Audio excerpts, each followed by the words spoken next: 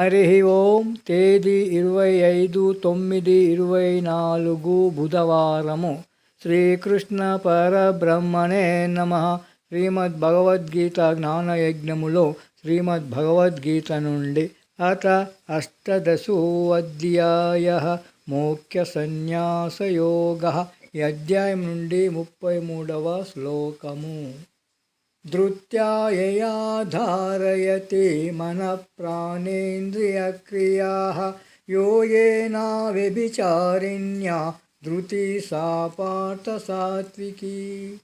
వివరణ: యోగము ద్వారా పెంపొందించుకున్న దృఢచిత్త సంకల్పము మరియు మనస్సు, ప్రాణవాయువులు ఇంద్రియముల యొక్క కార్యకలాపములకు ఆధారముగా ఉన్న సంకల్పాన్ని సత్వగుణ దృఢ మనస్కత అంటారు. గోపాలకృష్ణ భగవానికి జై.